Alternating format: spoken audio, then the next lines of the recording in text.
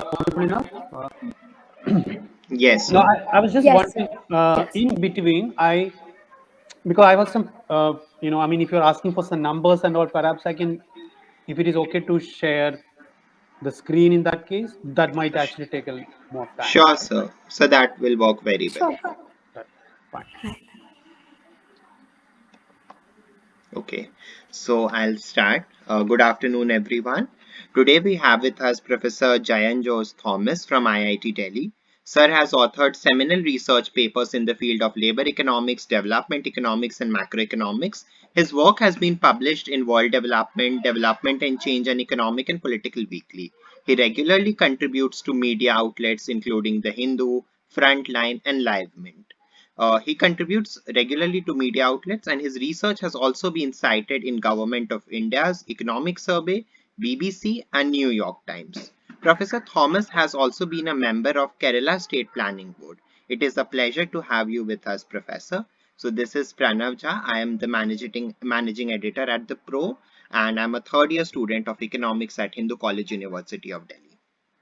Right. And I'm Abhilasha Rawat, and I'm a second year student of economics from Hindu College, and I'm part of the editorial board for the Pro. Uh, Thank you, Pranav and Abhilash. I just wanted to clarify, I was a member of Kerala Planning Board, not now. So it was, Okay, sure. thank you. Sorry for the error. Right. Thank you for the clarification, sir. Now talking about Caucus. Sir. Caucus is the discussion forum of Hindu College, and for the past 14 years, it has been functioning as a mini think tank. And we work on a broad range of activities, which encompass online speaker sessions, roundtable sessions, group discussions, and many other activities that focus on intellectual stimulation. We also run a very active blog, and we publish a monthly magazine from contributions from students and expert writers. The Probe specifically is our monthly magazine. It's a non-profit, student-run, independent, and non-partisan monthly magazine published by Caucus. Our ambition lies in creating a platform that promotes writing and reporting among the students and enables them to engage in a learning experience with experts like you, sir. Thank you so much for accepting this invitation. It means a lot for us. Thank you, Abhilasha. Thank you so much. Right. Sir. Moving on to our very first question. As we know that the recent Nobel Prize has been awarded for empirical contribution to labor economics, in what ways do you think that this research of the Nobel laureates is relevant in the Indian context? Thank you, Abhilasha, for that question. I thought, one very interesting conclusion that came from the Nobel, laureates, very recent, uh, the latest Nobel Prize, was the conclusion emerging from it is that uh, a rise in wages is not a hurdle for economic growth, because in some ways it actually goes against the very essence and the very important argument from neoclassical economics or the mainstream economics, which is that increase in wages is a hurdle for hurdle for growth. So I think therefore it is very, very crucial. If I may speak a little more on that, because there's something which is quite important from the Indian point of view. We know perhaps this argument between the classical economics and Keynes. It's actually because I teach macroeconomics now. This is something which I ask also my students also to read. Chapter 2 of the general theory of employment and unemployment, a general theory of employment, interest, and money, uh, in which Keynes argues how uh, the classical postulates he actually mentions, and the classical postulate 1, classical postulate 2 is that essentially the argument according to Keynes, the argument from the classical or and the later the neoclassicals is that uh, you know the economy settles down at what is described as a classical full employment, but if the economy has to go beyond the classical full employment, the responsibilities with the workers. If workers agree to reduce their wages, the economy can actually move beyond the classical full employment. So that's the classical argument. And Keynes, in his general theory, in the rest of the chapters, after chapter 2, he he shows that that argument is not correct. Unfortunately, Keynes' arguments uh, were not always, were not always the mainstream arguments. But in periods when Keynes' arguments were taken seriously, like for instance, when it comes to the Western capitalist world, the 1950s and 1960s, which is also described as the golden age of capitalism. That was a period in which real wages increased, real wages rose very fast. So, in some ways, that was a time when the Western governments understood that wage cutting is not the way to go, not the way forward. Uh, what is important is demand, creating demand in the economy, and creating demand would mean increasing the wages, increasing real wages of workers, and which also means improvement in working conditions. So in some ways, this is, but in the years after that, in the post 1970s, and especially after the 1980s, the consensus in the mainstream economics has been very different. The neoclassical economics, which gained prominence in those decades, 80s, 90s, and perhaps which is still the dominant narrative, is that demand is not the main issue, unemployment is not the main issue, inflation is of course a much bigger issue, and what is needed is to keep wages at to keep wages restrained, growth of wages restrained, but at a huge cost for working classes all over the world.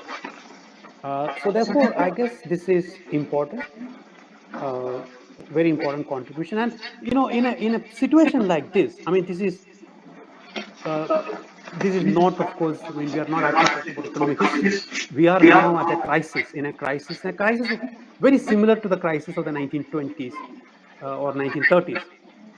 And this is a situation in which wage cutting can only worsen the crisis in a country like India in particular, because I hope I will have a chance to talk about the Indian labor market later. But we know the Indian labor market. One very important feature is that probably 80 to 90% of the workforce is in what is described as the informal sector, where wages are already too low. And if you cut wages any further, and at a time when the factories across the country and across the globe are running at low levels of capacity utilization uh, because of the absence of demand, we uh, we will be only worsening the crisis. Uh, Typically, the argument is higher the wages or higher the wage share, lower will be the profit share. So that's the typical argument. Uh, Argument why people say wages should be reduced, because firms actually want to have a higher share of the profits. Uh, but if you look at the Keynesian Kaleskian argument, also by Kaleski, uh, profit share and profit rate are different. What is more important for firms is profit rate. Profit rate is profit as a share of the capital that is invested, and profit share is profit as a share of the output that is produced. If you have a situation where the economy is operating at much less than full employment, much less than its capacity, which also means that you have all this capital invested, you have the machineries, you have the factories which are built, but none of them are operating. So, so although, I mean, your profit as a share of your capital stock, your denominator, when you're operating at a very low level of capacity, as it is happening probably across India and across the globe, then your profit rate, even if your profit share is high, your profit rate is very low. So what is needed to change is to increase the demand so that you have a higher capacity utilization, a higher part of your capital is utilized. So which will actually increase, although it may reduce profit share, it will actually increase your profit rate. So it is not just good for the workers, of course, because workers better wages means better life, better life not just for them but for their future generation. but also it is important. It is equally useful for the capitalists, the owners of capital, the owners of firms. So I believe that this Nobel Prize has come at the right time. Thank you for that question. Thank you so much for that answer, sir. So, just as a follow up to this, like we have also known from that research that how immigration has like very less impact on wages. Something that political parties usually go against and say that immigration is such a big issue and it like create real big problems for the labor market. So, do you think is that correlation exist or like what impact does immigration actually have? Okay, I just need a few minutes to think about your question. So you're talking about immigration across countries? Are you talking about or within a country? Is that what you mean? Across countries, sir. For example, like even in our country, like the ruling party has come up and say that immigration is becoming a really big issue for the domestic labor market. Uh, but like this research also talks about how immigration has not that big an impact as political parties may seem or may like project. Yeah, I mean, I do not, of course, this is, uh, perhaps I might actually like to look at it, looking at some of the research that I do, which is on the question of different rates of demographic changes, you know. So, I mean, migration, whether it is actually across countries or within a country, I guess it is happening because of I guess two reasons: labor supply and labor demand, of course. So labor supply, of course, one factor which affects labor supply is I think a factor which is not probably studied in much detail is the change in demographic structures. So. Uh, so, for instance, China's working age population growth was fastest during the 70s and 80s. In that country, the population in the age group of 15 to 59 years was increasing at the rate of 17 million a year. Whereas for India, the increase in working age population, uh, growth in working age population has accelerated or begun accelerating from around the 90s. At the rate of 14 million, 90s, 2000s, uh, 14 million a year. So that is also the reason why employment has suddenly become an unemployment has suddenly become a very important issue in the Indian context. So, and then the question is if there is labor supply or there is an increase in labor supply, then the immediate question is there a corresponding increase in labor demand? Can we, is the economy able to generate enough adequate number of new jobs? So I think that is the question, and I think so. Migration should be seen in that context. So I mean, whether it's migration workers, or potential workers moving to the European countries, which of course causes, uh, probably some kind of backlash in those countries, or whether it is migration between states in India, for instance. So I think what is therefore required is, I mean, clearly policies for job creation, and even in in perhaps in Europe, in other places, this has become an issue because job creation has probably come down. I think has come down partly as a result of the global crisis that has happened after 2008. Earlier, they were welcome. No, migrant workers were welcome in those countries. I think even now, because these are countries which face a major population problem in the sense that the population is aging in these countries. So they really need workers. So it has become a problem only when, uh, when jobs have suddenly, you know, the employment growth has suddenly slowed down. So I guess probably the way forward is, us we to really look for why this has happened, why this crisis has happened. Again, we must perhaps go back to those original questions. Why this was not happening? Like we said, the golden age of capitalism. employment was growing, real wages were growing. But why this crisis after the 80s, and why perhaps this crisis after 2008, 2009? So I think that is, I can perhaps come back to the Indian question later, but yes, I will go ahead. Thank you so much, sir, for the answer. Sir, as you said about the crisis, currently, according to the US Bureau of Labor Statistics, 4 million Americans have quit their job in the month of July 2021. So, sir, this trend is being called the Great Resignation. Sir, what do you believe are the factors that are driving this Great Resignation, and in what ways is this trend impacting India's labor market? Uh, I perhaps I would like to talk more about the Indian context because that is what I am Yes. more familiar with. I understand much of it has to do with either post-COVID, the crisis following the COVID epidemic, and people moving out of the labor market, or people probably moving into a different mode of working, starting from work from home, and probably there is a the resistance to go back to their offices. I think that is what I understand, the current crisis. But clearly for India, our crisis is a much different, you know crisis, right? I don't think, you know no one in India. I mean, I think, the unemployment that India is facing, or the crisis the employment crisis that India is facing, is of a very different nature. It is actually of not having enough jobs.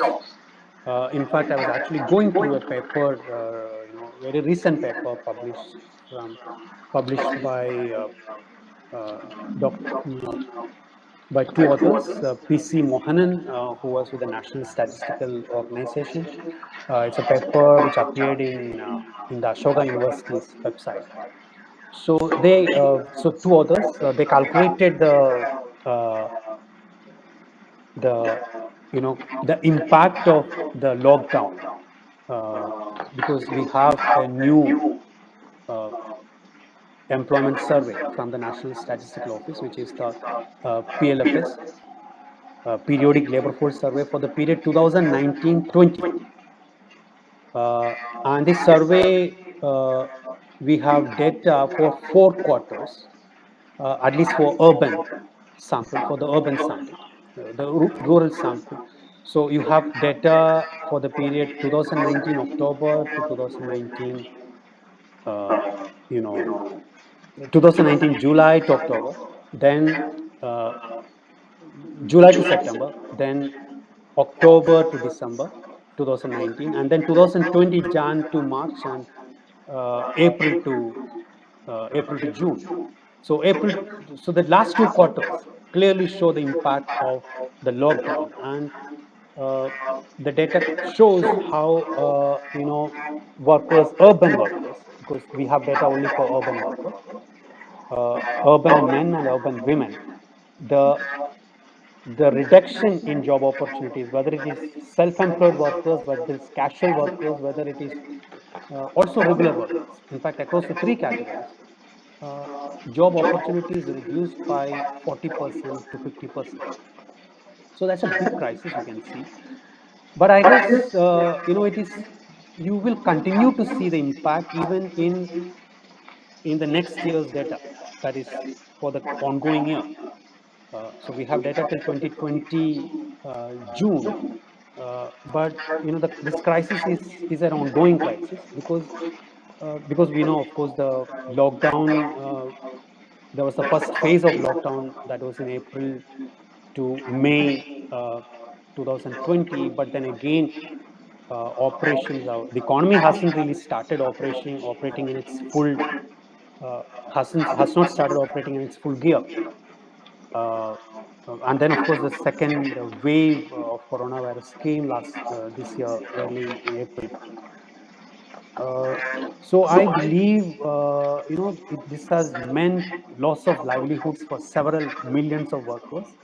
I had estimated, I had a piece in the scroll, which showed that the loss of wages by by the vulnerable sections of the Indian workforce, which is mainly all casual workers and self-employed workers whose incomes are, not very high, and also regular workers who do not have any social security.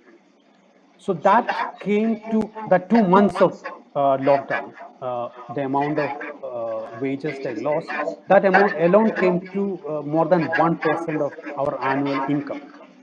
So there's a big crisis here, and therefore I believe, the the labor market effects are very different in the developed and the developing countries. And country like India has certainly one of the worst affected. Thank you, sir. Sir, another report relating to the crisis which has created ripples is the SBI report, which speaks that the informal sector in India has shrank sharply in the year 2021. Sir, how should we analyze such trends? Like, how should we read between this data?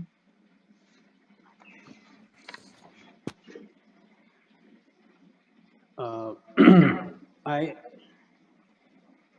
Can you just repeat it? The informal it's about the informal sector, the SPA Yes, sir. report, which says that the Mhm. informal sector has reduced. Shrank sharply.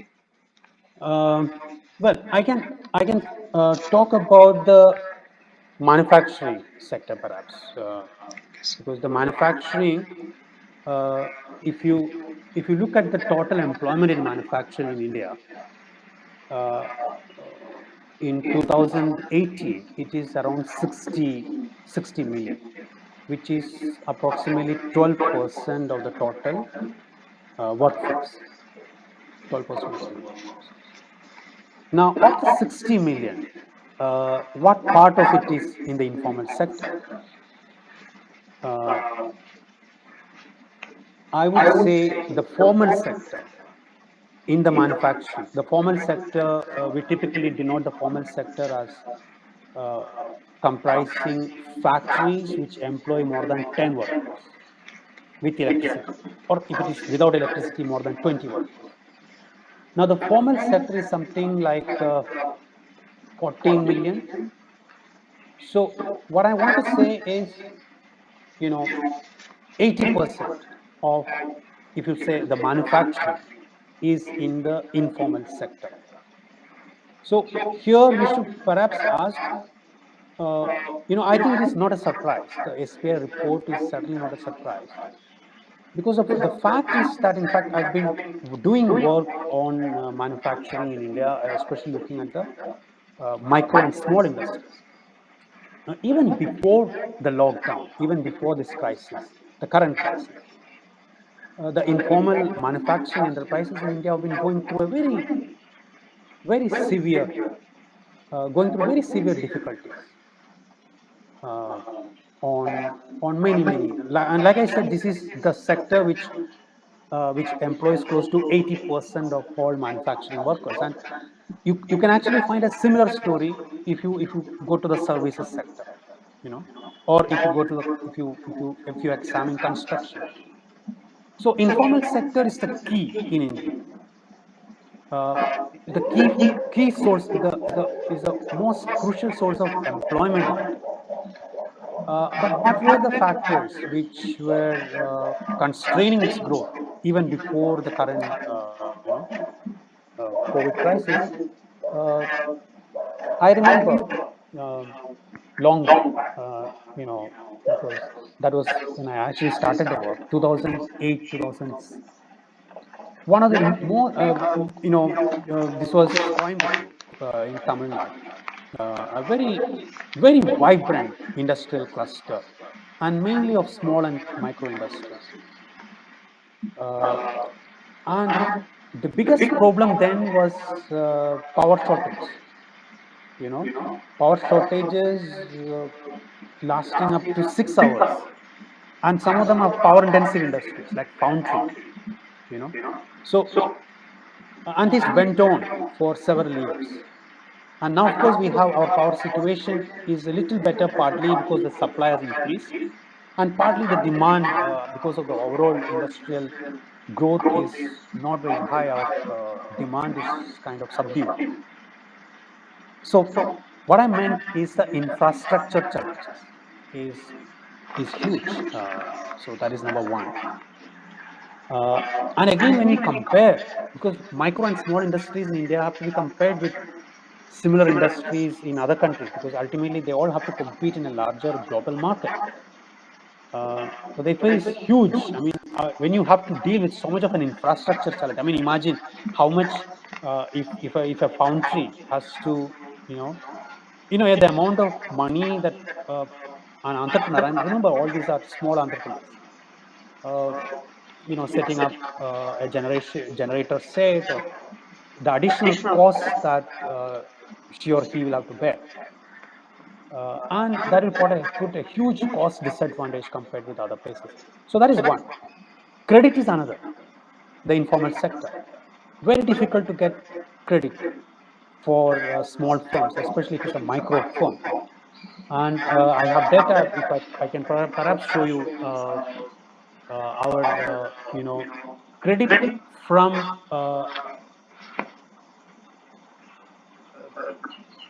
you know of the, as a proportion of the total credit from scheduled commercial banks in India, credit received by micro and small industries was around 15% in 1991, just before the opening up of the economy. But in the years after that, one would have expected faster growth of micro industries. Credit has actually declined to something like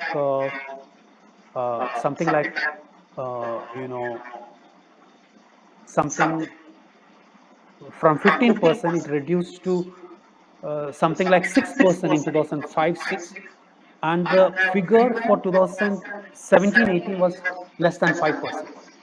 So from 15%, we came down to 5%. So it's a big jump. It's a big decline. So that is something which we have to understand. So even before the crisis, this has happened. And the third point I want to highlight is the link between the formal and the informal when it comes to manufacturing. Uh, because typically a small micro industries, they are suppliers of components, ancillaries to the bigger units. Uh, so one, when the bigger units are growing, the smaller units will have, you know, there is a demand for their products.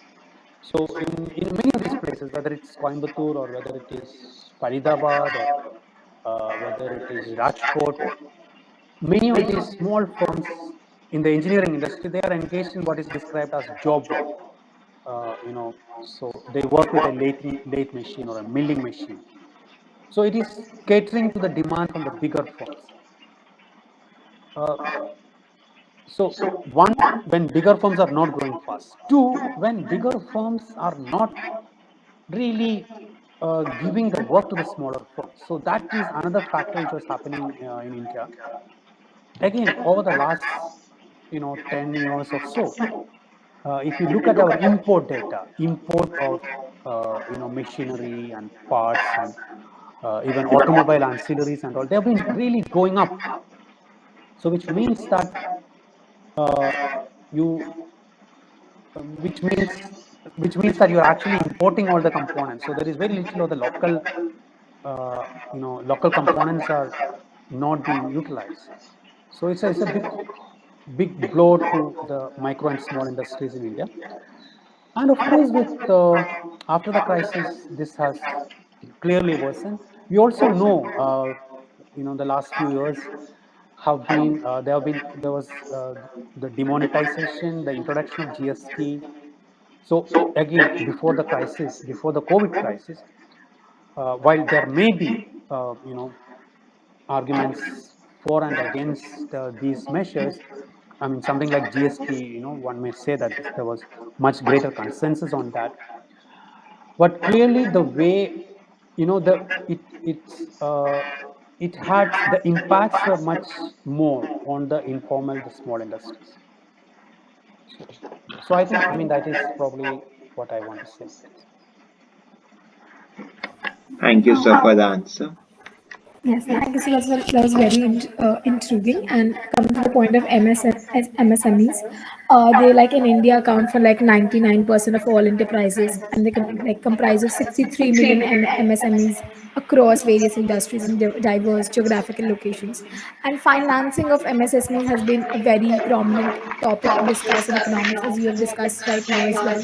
So, going on the same lines, like nowadays government is pushing digitalization along with like in small scale industries, while we already know that there exists a limit to the access of credit in those MSMEs. So what do you think, sir, should be the way forward? I think we should empower the MSMEs. There's no question on that. I mean, whatever it takes to empower the MSMEs, we should do that. Well, India is a country of small entrepreneurs. I mean, if you look at our employment data, I said our total employment is 450 plus million. 50% of it, our employment is self-employed workers. So the self-employed are all entrepreneurs. I mean, they may be operating at a very small level. They may be creating very little value, but that is because of the circumstances they are in. We cannot take away the fact that they are still entrepreneurs. So India is a country of entrepreneurs. We must note that, and so whatever it takes to empower them. So clearly, finance is one, but I think that is not enough. We need, I would say, uh, technology. Technology is equally important because increasingly we are in a world of technology-led industrial development. So just because they are a firm is micro and small doesn't mean that you have to be in the technologically in the lower level of lower rung of the technology ladder. You should be able to take part in activities which use high technology. You may be contributing a small part of this whole value chain, but you are part of a larger value chain, which is a high value adding value chain. And third, I believe, will be marketing, because marketing is again very important.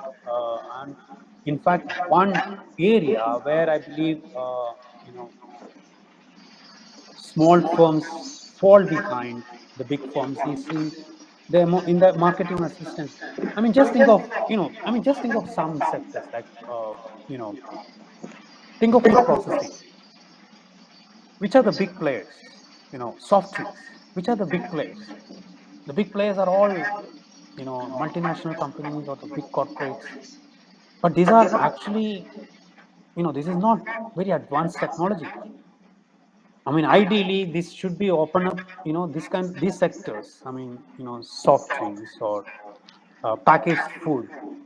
They should be open to very small firms, micro and small firms. And I guess it is not lack of sophistication or lack of technology, uh, but it is the bigger marketing powers of the bigger firms that smaller firms are not able to really make it in such sectors. So I think there should be very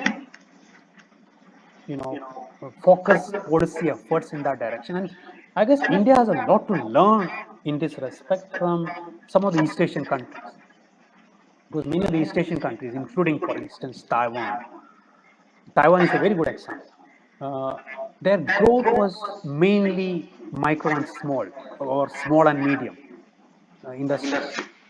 Even when it comes to very advanced industries such as semiconductors, they all started as small industries. Some of the big firms in some of the firms that have now become big in advanced technologies. They all started as relatively small industries. So it I think came from uh, so it again it is very different uh, from the typical mainstream economic argument that we hear. This is a market and everyone is free to enter and everyone is free to exit. We just let the market players do as they want. Uh, But I think this is not the case. I mean, if you look at East Asian success stories, they those successes happened because of, you may actually call it subsidies. So in fact, uh, one of the great very important authors on East Asia, Alice Armstead, says, the East Asian firms succeeded because the government in those countries, the industrial policy of the government in those countries was uh, getting prices wrong. The mainstream argument is getting prices right? So what is getting prices wrong? In I mean, subsidies. So there is a typical argument against subsidies comes from the mainstream economists, because they say subsidies are wrong because you are subsidizing, you're making capital free, capital cheap in a country where capital is scarce. Uh, so you're going against the theory of comparative advantage. But countries which are successful, they did it by precisely doing that, making capital cheap, because you need these enterprises to succeed. You need these small enterprises to succeed.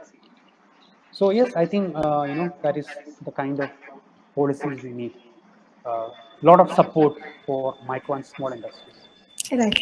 So that's very interesting. And one of the very interesting thing that you said was we should take inspiration from Southeast countries like Taiwan. And one of the factors that's there in the South Asian countries that they have given like full license. East Asian countries. Southeast, yeah, East Asian countries. Sorry, they've given like they have taken given full license to like neo banks, which are like completely digital banks. Do you think like something like that should also be in India as well? Something that will help MSMEs. Sorry, what was that? Okay, I'll repeat the last part. I said that like many East Asian countries have given full licenses to like only digital banks, which like completely operate digitally. Do you think that something like that can be adopted in India, because we don't give full licenses to them as of now, and can this be like really helpful for us like small businesses? I do not have a very strong opinion on that. I don't know. I mean, I would say, mm, I mean, banks should do what they should do in India. Whether they're digital or, I mean, I probably those considerations are, I believe, secondary. Uh, but banks should be able to give credit, and banks should be able to give credit to the really, to those who should be supported. So availability of credit and interest rates. I think these are probably the two main concerns. And on both these counts, uh, in India generally, industrial sector, in terms of availability and in terms of cost of credit, India is not doing very well. And the smaller the industry, the record is even worse, in terms of both discounts. Interest rates are higher for micro and small industries compared to the interest rates, or the cost of credit for the bigger firms. It should be the other way around. No, one we actually think because the weaker firms should get cheaper credit. That's not the case. The weaker firms are actually getting costlier credit. The weaker firms should actually be getting credit. That's not happening because the weaker firms, typically, I mean, of course, for the banks, they will say, for us, it's profitability. We don't know this person, we don't know this entrepreneur, whether he's or whether she's, coming. The There's clearly, I mean, to be fair to the banks, there's a problem of, you don't have enough information. Uh, uh, but then those are the areas where we need much greater intervention through industrial policies from the government, perhaps some kind of assurance from the government. Uh, so, um, yeah, I think these are the two things which I wanted to say. Yeah, I was just, yeah, cost of credit and availability of credit. These are. the two main things. Thank you, sir, for that elaborate answer. Sir, you have done extensive research on India's demographic dividend and how India should reap in the benefits. Sir, do you believe India is taking adequate steps to reap benefits from the demographic window of opportunity? And do you believe that India is going to fall into the trap of getting old before getting rich? Yeah. I have actually talked about that in paper. Uh, I, I don't know whether I should share the slide, but I can. Uh, do I have to do that, or which is better? Should I just show Sir, some as numbers? per your choice. Sir, if you show the numbers, it will be good, I guess. Okay. Yeah, I will just share this.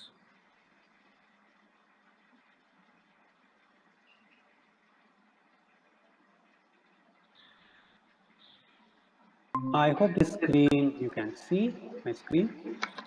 Yes, sir.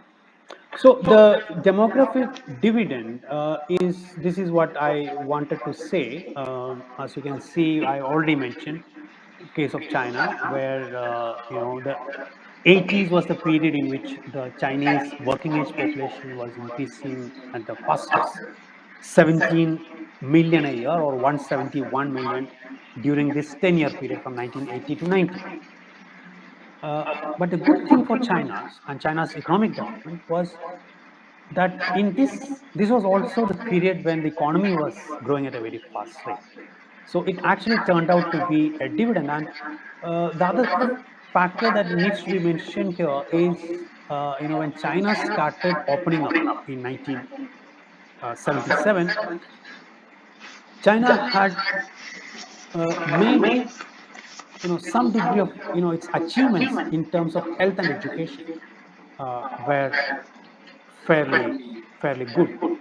Uh, and this is a point which Amartya Sen always, comparing the, Indian and Chinese experiences. China opened up, that is, opened up in the sense of it became from a state-led economy to a market-led economy.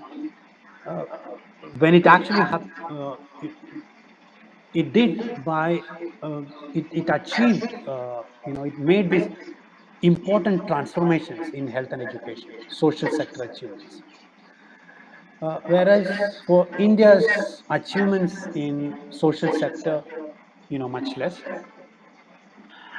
We know at the same time our demographic window has really opened up now. Uh, 14 million a year, that is 140 million between 2000 and 2010 was the increase in working age population in India. That's a blue line. That will continue. The working age population in India, the good thing for India is the working age population will continue to increase. 2020 to 30 also, I mean, this decade, the working age population is expected to increase by 92 million. But after that, you can see that the working age population increase is going to come down. But as of now, India is clearly, one of the countries which are, uh, because at a time when many advanced countries of the world are facing a declining population, and look at even China, you can see the red lines are starting from 2010. There is a negative growth of working age population in China. So on the one hand, therefore, clearly India has a big advantage. This increase in working age population is a big advantage. But on the other hand, this advantage or this window of opportunity is not for a long period of time. There's always this possibility that, and this is the graph that I wanted to show again. You see here the changes. Uh, you can see that the 2020 to 30, the fastest growth is in the 30 to 59 age group. Whereas look at the growth of population in the 15 to 29 age group. It's very small. It is actually, it was 40 million, 15 to 29. That's the young people who are in the working age education. You see how much it is coming down. It was 40 million in the 2000s, 20 million in 2010s, and very low, 1 or 2 millions in 2020s, the decade that we are in. And look at 2030, the young population, 15 to 29, they're actually going to decline in absolute numbers. So, which is a population segment which is going to increase in India. So one is the 30 to 59, and increasingly is going to be the 60 plus. So even after 2050, so this is going to be a big challenge. I can share. I can stop sharing. Uh, so this is clearly a big challenge. This is the challenge I was referring to. Uh, so we have therefore, you know, multiple challenges: creating jobs for the young population, but also be prepared for a population that is going to be much older, and this is not far away in the future. Another 10 years, 15 years, we will have to be we will be we will be facing challenges which are currently faced by some of the developed and the rich countries. So I can speak more about the employment challenge if there is time, but I think for now I will end this reply. Sure, sir. Thank you so much for the answer. Sir, recently you have written about an article about an industrial policy that prioritizes investments based upon the social factors of the region in context of Kerala. Sir, how do you believe our industrial policy can be reformed to promote such specializations and to keeping and also in mind the possibility of an interstate competition or conflicts? Thank you for that question, because it touches upon many of the factors which I wanted to say. One is this demographic structures changing, and in that context, I mean, because this was a point which we were just now talking about. Because there are large interstate variations in India. So you have uh, mainly Kerala, Tamil Nadu, and other southern states also, and perhaps to some extent western states. They and obviously among these Kerala and to a lesser extent Tamil Nadu, they have really reached a much higher level of more advanced demographic structure. So in that way, very similar to China, Kerala is in that way in terms of its demographic structure. So you are going to, I mean, you already have an aging population. It's not 20 years later, but already now you have an aging population, which on the other hand you have states in north and east of India, Bihar, Uttar Pradesh, where there is a young population, and a young population means much greater opportunities. So so which also means that the pattern of development will have to be different in the different regions. So a region which has greater amount of labor surplus, uh, so you know I mean, I must say, I would say, I mean, if you look at across the world, there will be few regions, uh, you know like UP and Bihar, where you have such a growth of working age population.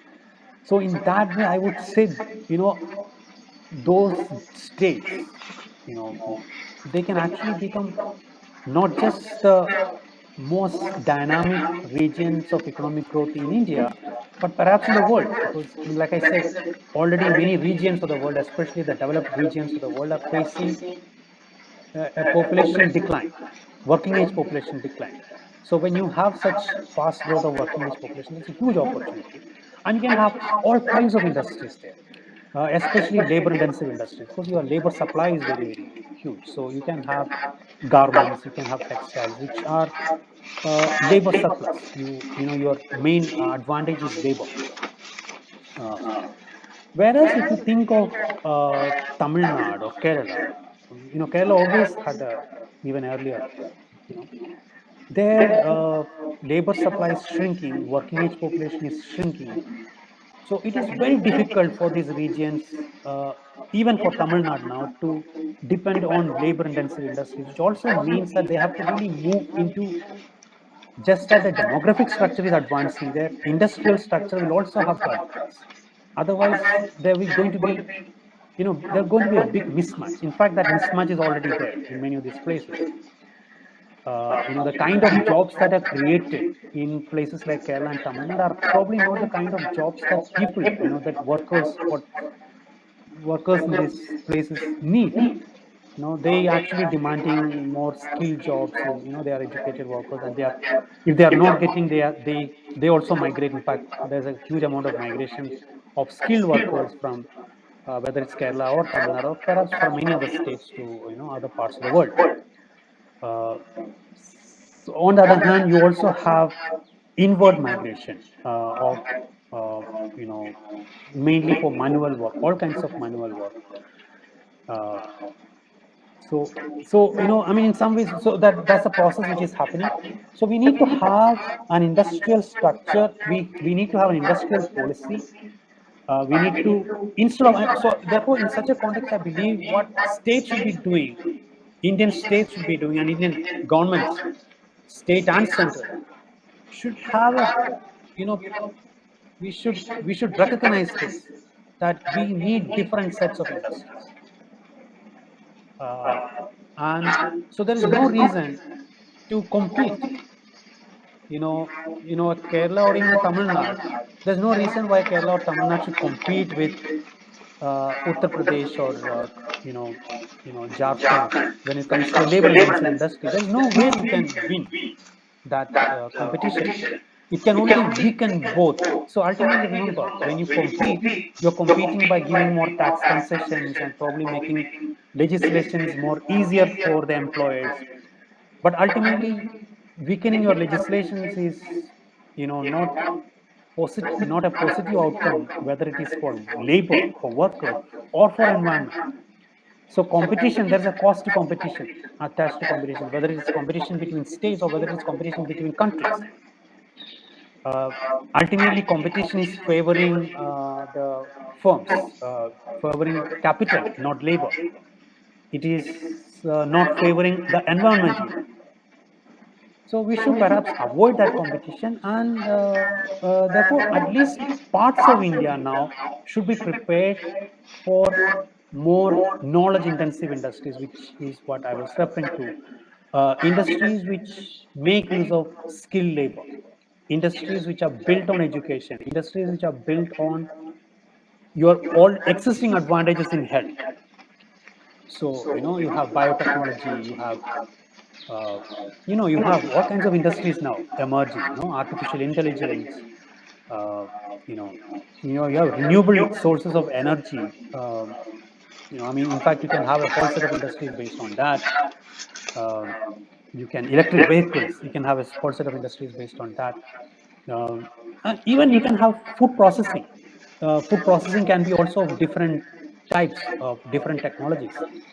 So clearly, we need planning for that, industrial policies for it. I think that is my argument.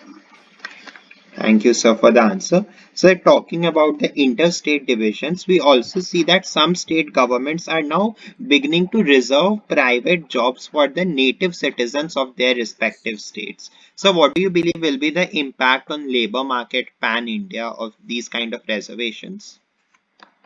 Again, my answer would, in fact, we had a similar, we had a similar conversation earlier, at the earlier stage of this interview. I think, I mean, I think the answer is not in reserving jobs. I mean, I'm sure this will not be a welcome move either for labor or for capital, because actually you're putting more obstacles. Free movement of workers, free movement of people is a very important feature of our country. Uh, Although such free movement of workers is restricted at the international level, again, which is something which one should contest whether that is correct. When you have free movement of everything else, when you have free movement of goods and services, because the developed countries are always backing, they are arguing, pushing developing countries to open up your trade. They're also pushing developing countries into opening up your capital. We need to invest in your country, but then they don't allow movement of labor into their countries. So there's a case against that. I mean, is that good? Clearly, I mean, or isn't that some of the more of a double standard when it comes to the developed countries?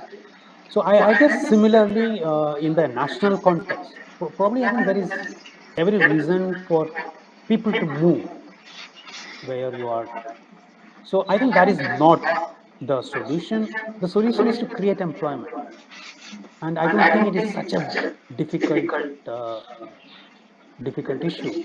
You can create employment if you have the right policies, uh, and we can create employment that pays really decent wages and ensures fairly good working conditions. And we can have, like I said, we don't have to have similar industries in all regions, and therefore we shouldn't be kind of competing each other. I mean, different regions in India. I mean, and I think a very good example again is East Asia, uh, including Southeast Asia and Northeast Asia. This what are described as production networks. The computer that we use, much of it is manufactured even now in East Asia.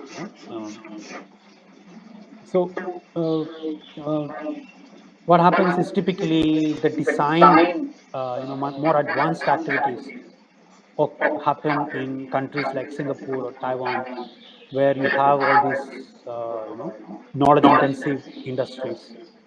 But the assembly operations happen in Indonesia, Malaysia. So there's great amount of movement across this, and now of course China. Uh, but the model succeeded because again because of different strengths of different regions. I mean, there are labor surplus regions which can actually focus more on the assembly operations and more on the labor intensive industries. So it doesn't have to be, and these are countries which are politically they are not, they have difficult relations between many of these countries. But when it comes to economics, there is high degree of cooperation, which is, there are agreements between them. You have networks such as ASEAN, but also commerce is the big binding factor. Economics is the big binding factor. So I think within India, because it's a country, there is no need for such formal. In fact, uh, cooperation is the natural way forward. So I don't think we should go into something which looks like a conflict. What is required is free movement and more jobs. I guess more jobs is the most important point. Right, sir. Thank you so much for that answer, sir. Going to the next question, like there has been emergence of a gig economy in our country, and with like labor, like digital labor that has started to come up in the economic right now. So, what do you think would be the change in the dynamics of Indian labor market in this context with the emergence of this gig economy? um, I would perhaps think of it in a slightly larger framework, which is that gig economy is not the only thing which is which is changes. I guess changes which are happening as a result of technology and automation, and of course information technology. Uh, so uh, there are clearly challenges to when it comes to say automation. Country like India has huge challenges when it comes to manufacturing. So if you look at a steel plant today with a steel plant say 20 years back, so to produce X ton of steel annually, uh, the number of workers that you need has drastically come down over the last 10 or 20 years because of the advances in technologies. that have happened, which also means that job creation today for India is a much bigger challenge than the challenge faced by China in the 70s and 80s. As we have seen, that was a time when there was this big increase in working age population in those countries, uh, 70s and 80s and 90s, mainly 80s. So the technologies were different, and therefore employment labor intensity was much higher. Whether it is steel, whether it is chemicals, whether it is machinery, whether it is automobiles, and so on and so forth. So that's a challenge, number one. Uh, Now, how do we address that challenge? So I believe, and that is where I actually want to bring in again this question of technology. Uh, you know, a country like India should, I mean, if you're just using the technologies that are developed in, advanced Western economies, uh, that will not help, because increasingly their uh, labor, their advantages, their comparative advantage, labor is not an advantage. I mean, they are not labor surplus economies. So clearly, there all the technological development is in the direction of reducing labor or reducing labor intensity. Whereas for a country like India, we don't really need those technologies, but we still need advanced technologies. In fact, that's the point I want to make again. You know, labor, lower labor intensity, that is more employers, more workers, doesn't mean we are going for less advanced production technologies. We are not going for less advanced technologies. We actually need different technologies. We don't really need more, less advanced, but we need different technologies. Uh, I mean, I can give you an example. Again, think about food processing, or on natural resources. This is an example which I always give. Think of jute. You know, so if you can, with advances in material research, I teach at IIT, and I know there is a very dynamic material research group in our institute.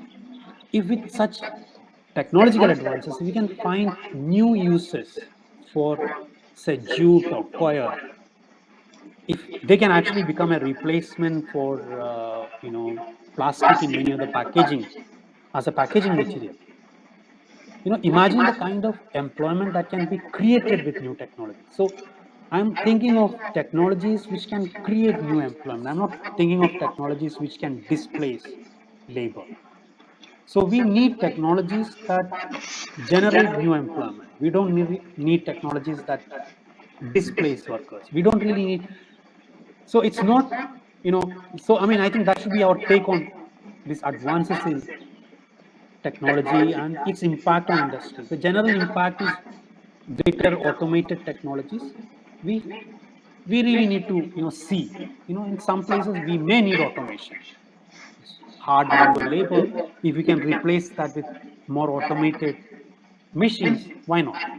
But in some other sectors, clearly in sectors where you can create more employment, we should use that. So that also means that we should have our own technology programs. And in fact, India, one of the key features of India during the planning period was the creation of its own technologies. We attached huge amount of importance to creating technologies that are relevant for India. And again, they were not low-end technologies. Remember, we India invested in space research in atomic energy. I mean, right in the 1950s, launched we established the IITs. Uh, you know, Again in the 1950s and 60s. So I think we need to continue on those in that direction. We need to focus again, focus much more. I mean, not that we are not doing it, but we have to focus much more, because the challenge is much more today than it was in the earlier decades. uh, so I think that is one. The other question that you asked is about the changes in the nature of work when it comes to a gig economy. I would say one big challenge would be in terms of regulation of work as a labor economist, I think that would be one challenge. Because in a gig, I mean, from what I understand, I mean, I think all of us are now working from, or at least during the period of the lockdown, we were all working from home, and many of us found out that your work hours have actually increased, not actually reduced, because although you're working from home, although you're working from the comfort of your home, your stress levels have increased. So it's not just the I, not just the typical gig economy, but I think the COVID probably is another impact. I mean, our meeting now, uh, a year back or, or 2 years back, it would have meant either I commuting to the Hindu college or you coming to IIT and we meeting in some place. On the one hand, now it is much more convenient. I mean, I didn't have to travel, you didn't have to travel. But on the other hand, perhaps we miss out on many of the, you know, uh, you know. So I think those changes are also happening in the world of work. So on the one hand, there are huge opportunities which are coming up. Uh, Even the so-called gig economy is also a big opportunity for a lot of workers, flexible hours. Uh, but then, what does it mean for your incomes? Is it that you have to work all the time? You're flexible, but you have to continue working so that you have to, you get you you are able to uh, lead a fairly good, maintain a fairly good standard of living. So that shouldn't happen. And the toughest part is with new technologies, regulation is also becoming more difficult. Unlike, unlike in a situation earlier, remember it was a factory. Regulation is much easier. You know what is happening. But regulation is much tougher when it comes to new technologies. You are in your own home and you have a relation with your employer through mediated through the information technology, and it's a one-on-one relation. You don't know what is happening between your employer and your co-worker. So so there are many different many aspects are changing. Earlier there was much greater possibilities for collective action. I mean, you could tell, oh, you could just find out from your, I mean, it's a factory, you can find out from your worker what is happening, and if it's not happening, I mean, you could at least try for some grievance address, to give some try mechanism for addressing your grievance. That's probably not happening now. You have to deal with it as an employee. You have to deal with it yourself, you and your employer. So all these, I believe, also mean new areas of regulation, uh, and regulating, eh, regulation and in a technology mediated world, that becomes more difficult. But we really have to think about those issues. At least we have to start a conversation. Right, sir. Thank you so much for that answer, sir. So we are actually over 1 hour. So would you like to, because it's a really interesting discussion, would you like to continue the discussion or like should we wrap up? I think we can wrap up because, yeah, it Yes, shows sir. it's a lot of Yeah, time completely for you guys. understandable. Completely understandable, Okay. sir. So we'll have one question before we wrap it up. Will that be fine, sir? Perfect. Yeah, that's Okay. Sir, India's female workforce participation rate is alarmingly low if we compare even it to its South Asian peers like Bangladesh. So, what do you believe that the government needs to do in order to enhance the female workforce participation rate in India? a lot of research is happening in this area. In fact, some of my colleagues at IIT Delhi are also working on these issues. Very recently, a thesis was written by Seema, my colleague. She had just completed her PhD, and we believe that factors include both social and economic. Uh, we know in India.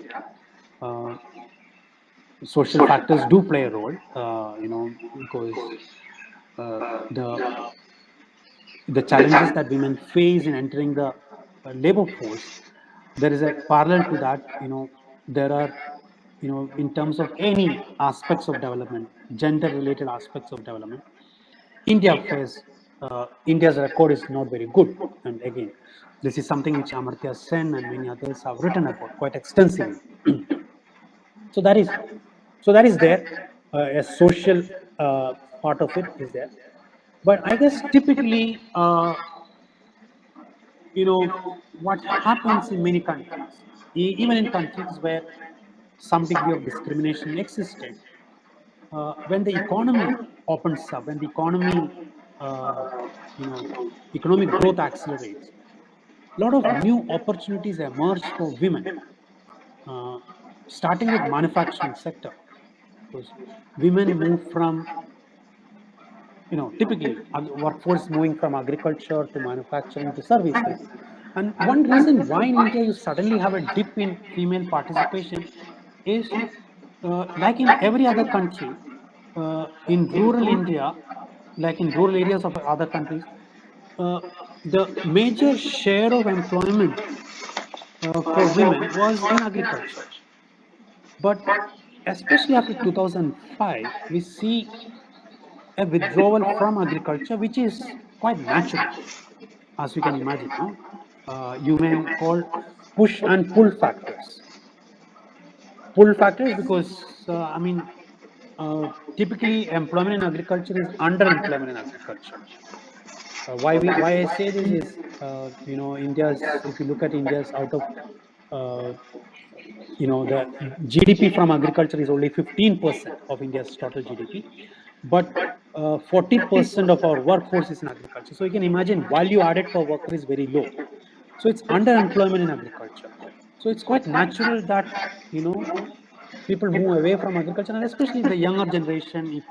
And increasingly after 2000, there has been an increasing enrollment in educational institutions, and this enrollment increase has been quite rapid even among women. So, in fact, the increase in enrollment was more among women than among men. So, that's another factor for this withdrawal from the workforce. So, you have two factors: more enrollment. So, that would mean some of the younger women who were earlier reporting their status as working are now no longer, they are in educational institutions. But then there is this withdrawal away from agriculture because agriculture is not an option any longer, which means that if you don't have enough opportunities in the non-agricultural sectors, that is in industry, construction, and services, then female workforce participation is going to decline. And that is, I think, precisely what has happened. Uh, if I look at I have this data. Those who are in the 15 to 29 age group, uh, the population in India increased from something like 150 million to 200 million, both for men and women. So from around 300 million to 400 million. So 100 million for men and women. If you look only at women, the increase is 50 million, 150 to 200 million. So among women, the proportion of those engaged in agriculture has drastically declined. So it was 23% out of every 100 in that age group. 23% were engaged in agriculture in 2005. Only 6% were engaged in agriculture in 2018. So there's a huge decline there. But the numbers who are engaged in non-agriculture did not increase. Part of the change is, like I said, increase in the number of students. But the other side of it, so that's a positive sign, that the increase in the number of students. But the other side is that the the opportunities in non-agriculture. So out of every 100, if I remember correctly, it is less than 10 when it comes to women are engaged in non-agricultural activities, that is in construction, industry, and services. So what happens to the rest? I mean, so these are 15 to 29-year-olds. Many of them are educated.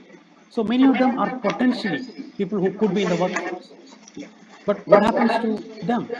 If you are not getting an employment, you are employable in the age of uh, you know in a, in this age group, you think they will appear as unemployed?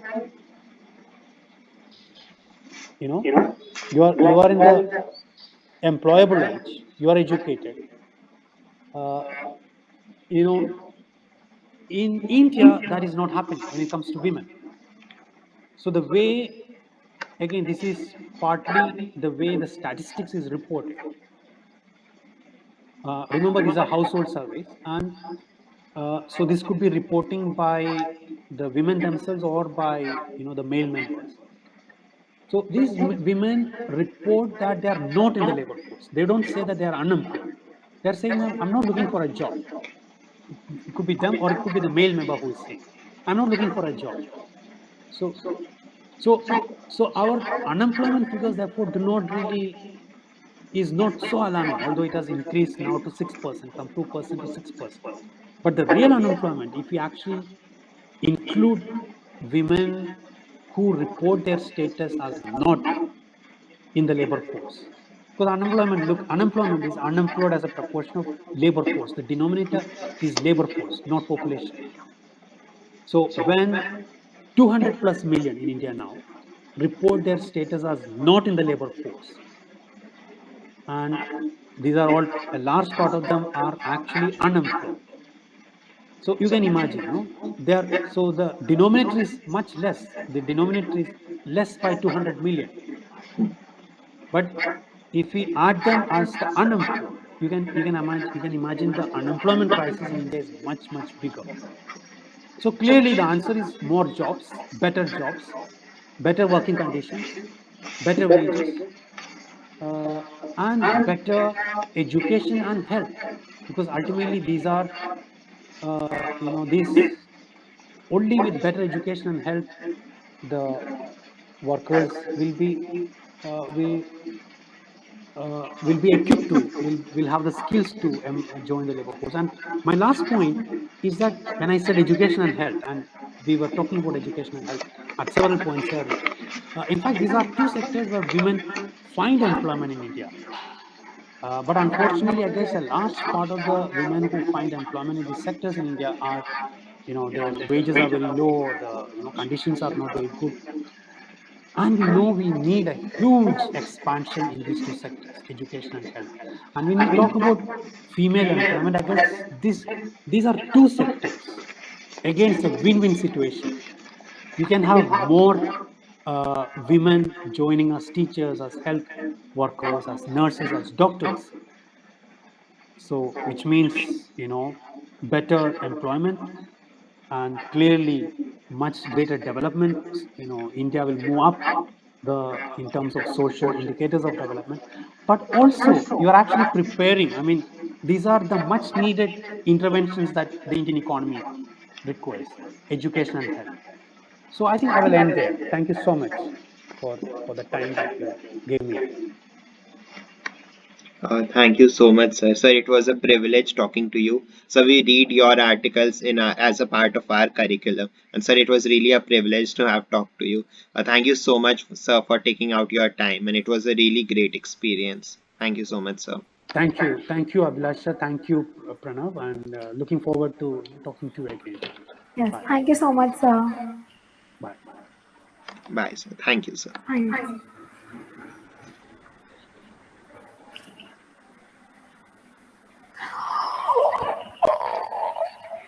Oh, yes, sir.